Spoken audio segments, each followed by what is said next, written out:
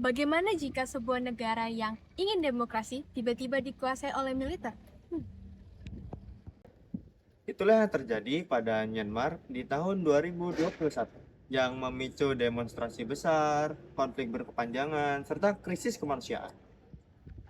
Di tengah kekacauan tersebut, berbagai aktor mulai bergerak, mulai dari pemerintah, ASEAN, masyarakat sipil, hingga media internasional. Lalu, seberapa efektif upaya mereka dalam menciptakan perdamaian?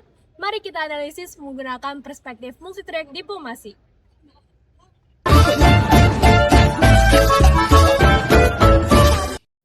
Halo teman-teman, pada video kali ini kelompok kami akan membahas mengenai multi-track diplomasi dalam upaya penyelesaian krisis Myanmar pasca kudeta militer pada tahun 2021.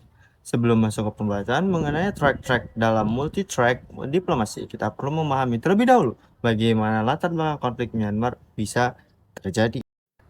Jadi, sebelum tahun 2021, Myanmar sedang mengalami proses transisi politik dari pemerintah yang sebelumnya banyak dipengaruhi oleh militer menuju sistem pemerintahan yang lebih demokratis. Meskipun pemerintah sipil mulai memiliki peran dalam politik Myanmar, militer atau Tatmadaw masih memiliki pengaruh yang sangat kuat, terutama dalam bidang keamanan dan pemerintahan. Kudeta tersebut kemudian memicu berbagai reaksi dari masyarakat Myanmar, muncul demonstrasi serta gerakan Civil Disobedience Movement atau CDM, serta meningkatnya konflik antara junta militer dengan kelompok yang menolak pemerintahan militer. Jadi, krisis Myanmar tidak hanya menjadi persoalan politik, tetapi juga berkembang menjadi konflik keamanan dan kemanusiaan yang melibatkan banyak pihak. Nah, untuk melihat bagaimana upaya penyelesaian konflik ini dilakukan, kami menggunakan konsep multi-track diplomasi. Konsep ini itu menjelaskan bahwa penyelesaian konflik tidak hanya dilakukan oleh pemerintah, tetapi juga dilibatkan juga berbagai aktor lain seperti masyarakat sipil, aktivis, mediator, dan juga para media. Nah, salah satu peristiwa penting sebelum terjadinya krisis adalah pemilu Myanmar pada tahun 2020. Dalam pemilu tersebut, Partai National League for Democracy atau NLD yang dipimpin oleh Aung San Suu Kyi berhasil memenangkan mayoritas suara. Namun, hasil pemilu tersebut ditolak oleh pihak militer Tatmadaw menuduh adanya kecurangan dalam proses pemilu dan mempertanyakan hasil kemenangan NLD. Setelah situasi tersebut kemudian menjadi puncaknya, itu pada tahun 2021 di tanggal 1 Februari, Myanmar melakukan kudeta dan mengambil alih pemerintahan. Setelah kudeta terjadi, beberapa pemimpin politik itu ditahan dan militer membentuk pemerintah baru melalui State Administration Council atau SAC. Nah, tadi sudah pada tahu kan apa yang dimaksud dengan krisis Myanmar pada tahun 2021. Sekarang saya akan menjelaskan mengenai multi track diplomasi pada track pertama yaitu diplomasi officially. Di mana di sini diplomasi dilakukan secara resmi oleh aktor-aktor yang memiliki kewenangan politik seperti pemerintah dan pemimpin negara. Nah, dalam konflik Myanmar pasca kudeta pada tanggal 1 Februari 2021, track pertama ini melibatkan dua pihak, yaitu Jun Tentara Myanmar yaitu Tatmadaw dan National Unity Government. Nah, kedua pihak ini berusaha untuk mencari legitimasi politik yang dalam negeri maupun ke internasional. Nah, di sisi lain, aktor-aktor negara lain berusaha untuk berdialog dan berdiplomasi untuk mencari solusi atas krisis ini. Namun, efektivitas track pertama di Myanmar ini masih sangat terbatas karena adanya perbedaan kepentingan yang mendasar antara kedua belah pihak, di mana junta militer berusaha mempertahankan kekuasaan yang diperoleh melalui kudeta, sedangkan National Unity Government menuntut pemulihan hasil pemilu pada tahun 2020 dan kembalinya pemerintahan sipil yang demokratis. Rendahnya kepercayaan antara pihak, meningkatnya kekerasan, serta penolakan junta terhadap berbagai tuntutan internasional menjadi hambatan utama dalam proses dialog politik ini. Akibatnya, hingga saat ini track pertama ini belum menghasilkan penyelesaian konflik yang berkelanjutan, meskipun tetap menjadi jalur resmi yang penting dalam upaya perdamaian Myanmar. Nah, kami melihat ada salah satu aktor penting yang terlibat dalam penyelesaian konflik di Myanmar, yaitu ASEAN, sebagai organisasi regional terbesar di Asia Tenggara. Memang, ASEAN ini merupakan organisasi antar pemerintahan, tetapi kami memandang bahwa ASEAN ini lebih menekankan nilai-nilai track kedua dari multi-track diplomacy, karena mereka lebih menekankan dialog, mediasi, dan juga aksi non-konfrontatif yang lebih dekat dengan track kedua dari multi-track diplomacy. Salah satu peran penting yang dilakukan ASEAN dalam penyelesaian konflik tersebut adalah mengadakan pertemuan pada tahun 2021, yang mana hasil dari pertemuan tersebut mendapatkan 5-point konsensus. Setelah memahami konflik Myanmar melalui track yang pertama, sekarang kami akan membahas menurut sudut pandang dari track yang kedua. Track ini berfokus pada peran dari aktor non-pemerintahan seperti mediator, organisasi regional, dan juga aktor profesional yang dapat membantu proses dialog untuk mencapai perdamaian dari suatu konflik. Setelah membahas berbagai upaya diplomasi dan mediasi yang dilakukan oleh negara-negara ASEAN dalam respon krisis Myanmar, penting untuk dipahami bahwa proses penyelesaian konflik tidak hanya melibatkan pemerintah dan organisasi internasional. Dalam perspektif multi-track diplomasi, masyarakat sipil juga memiliki peran penting melalui track 4, yaitu private citizen. Track 4 atau private citizen merujuk pada keterlibatan masyarakat biasa dalam mendorong perubahan sosial dan memperjuangkan perdamaian. Dalam kasus Myanmar, peran masyarakat sipil semakin terlihat setelah terjadinya kudeta militer pada 1 Februari 2021. Salah satu bentuk perlawanan masyarakat yang paling menonjol adalah munculnya Civil Disobedience Movement atau CDM. Gerakan ini awalnya dipelopori oleh tenaga kesehatan, kemudian diikuti oleh guru, pegawai negeri, mahasiswa, pekerja bank, serta berbagai lapisan masyarakat lainnya. Mereka melakukan aksi mogok kerja dan menolak bekerja di bawah pemerintahan junta militer sebagai bentuk perlawanan tanpa kekerasan. Selain itu, gerakan mahasiswa dan para aktivis juga menjadi bagian penting dari masyarakat sipil di Myanmar. Menurut laporan Human Rights Watch, demonstrasi damai berlangsung di berbagai kota seperti Yangon dan Mandalay, dengan tujuan menuntut pemulihan demokrasi dan pembebasan para tahanan politik. Aksi-aksi tersebut menunjukkan bahwa masyarakat tidak hanya menjadi korban konflik, tetapi juga berperan sebagai aktor yang memperjuangkan perubahan politik.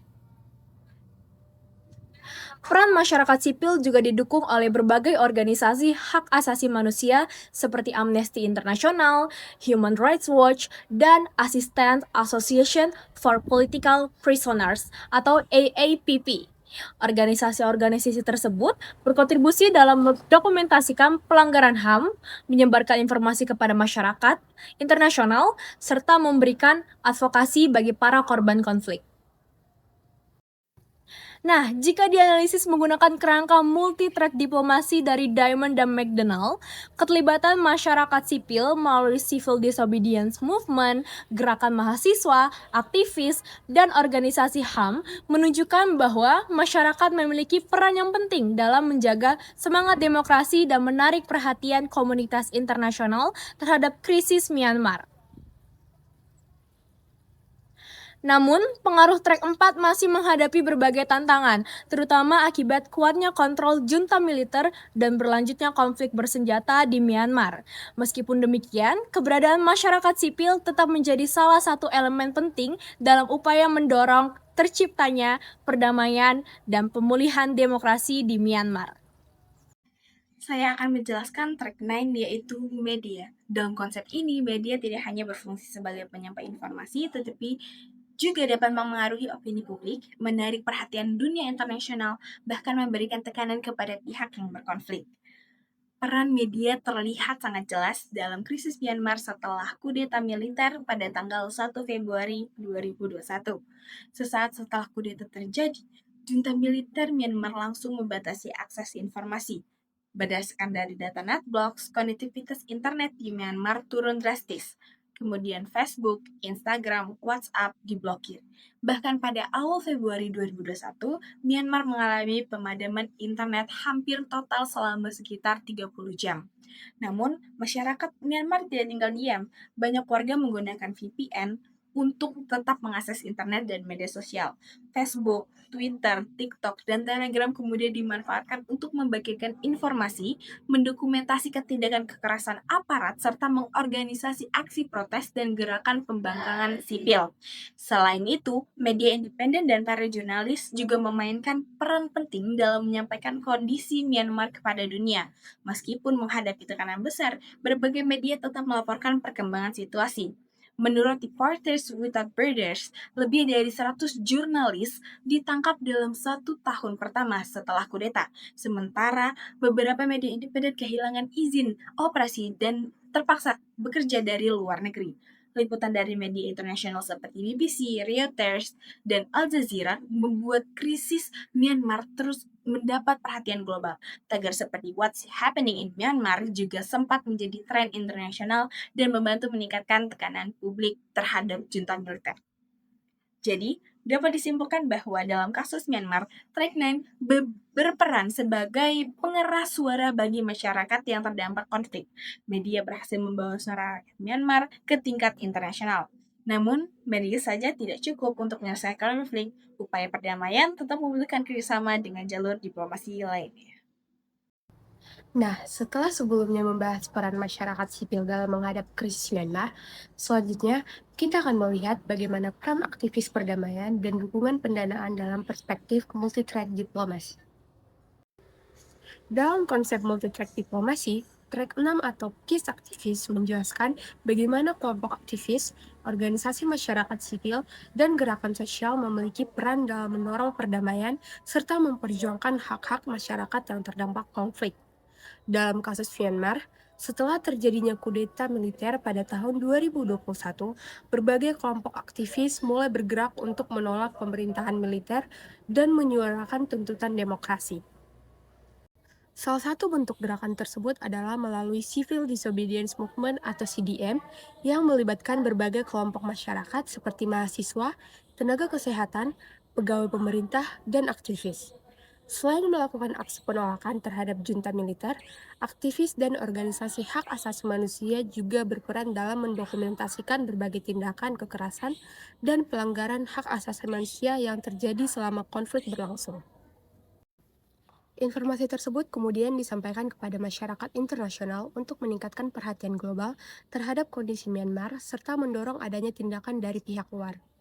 Nah, selain aktivisme, terdapat juga track 8 atau funding yang memiliki peran dalam mendukung proses penanganan konflik melalui bantuan finansial. Track 8 menunjukkan bahwa dukungan dana dari berbagai pihak dapat membantu masyarakat yang terdampak konflik dan mendukung kegiatan kemanusiaan. Dalam kasus Myanmar, berbagai organisasi internasional, lembaga kemanusiaan, dan pihak donor memberikan bantuan untuk memenuhi kebutuhan masyarakat, seperti bantuan makanan, layanan kesehatan, perlindungan bagi pengungsi, serta dukungan bagi kelompok yang kehilangan tempat tinggal akibat konflik. Pendanaan tersebut juga membantu organisasi lokal agar dapat menjalankan program bantuan di wilayah konflik yang terdampak. Namun, pelaksanaan aktivisme dan bantuan pendanaan juga menghadapi berbagai tantangan. Para aktivis sering menghadapi ancaman keamanan, penangkapan, serta pembatasan kebebasan berpendapat dari pihak militer. Sementara itu, distribusi bantuan juga mengalami hambatan karena kondisi keamanan yang tidak stabil dan adanya pembatasan akses ke beberapa wilayah. Jadi, melalui track 6 dan track 8, kita bisa melihat bahwa upaya penyelesaian konflik Myanmar tidak hanya dilakukan melalui jalur politik formal, tetapi juga membutuhkan keterlibatan masyarakat sipil serta dukungan sumber daya agar masyarakat dapat perlindungan selama konflik berlangsung. Kesimpulannya, konflik Myanmar menunjukkan bahwa penyelesaian konflik tidak dapat bergantung pada diplomasi pemerintah saja. Keterlibatan berbagai aktor melalui pendekatan multi-track diplomasi menjadi penting untuk menjaga peluang perdamaian, meningkatkan perhatian internasional, dan membantu masyarakat yang terdampak konflik. Meskipun hingga saat ini perdamaian yang berkelanjutan masih belum tercapai. Track yang paling berpengaruh dalam kasus ini adalah track 3 oleh masyarakat sipil dan track 6 oleh media. Gerakan masyarakat sipil berhasil mempertahankan tuntutan demokrasi dan menolak legitimasi pemerintahan militer. Sedangkan media internasional berperan dalam menyebarluaskan informasi mengenai pelanggaran HAM dan kondisi kemanusiaan di Myanmar, sehingga mendorong tekanan internasional terhadap junta. Namun, upaya perdamaian masih menghadapi berbagai hambatan, seperti dominasi militer dalam politik Myanmar, rendahnya kepercayaan antara pihak yang bertikai, keterbatasan ASEAN dalam memberikan tekanan yang efektif, serta keterlibatan berbagai kelompok bersenjata dalam konflik. Implementasi multi-track diplomasi belum berhasil mengakhiri konflik di Myanmar. Upaya dialog politik masih terhambat oleh sikap junta militer yang mempertahankan kekuasaannya. Sementara, mediasi ASEAN belum mampu menghasilkan perubahan yang signifikan. Meskipun demikian, peran masyarakat sipil dan media terbukti cukup berpengaruh dalam menjaga perhatian dunia internasional terhadap situasi Myanmar. Bantuan kemanusiaan dari berbagai organisasi internasional juga membantu mengurangi dampak konflik bagi masyarakat sipil. Dalam konflik Myanmar pasca kudeta 2021, berbagai jalur dalam multi-track diplomasi telah digunakan untuk mendorong penyelesaian konflik. Pada tingkat resmi, junta militer dan National Unity Government atau NUG menjadi aktor utama dalam proses politik. ASEAN juga berupaya melakukan mediasi melalui 5-point consensus. Selain itu, masyarakat sipil, aktivis demokrasi, media internasional, serta organisasi kemanusiaan turut berperan dalam memberikan tekanan ke politik dan membantu masyarakat yang terdampak konflik.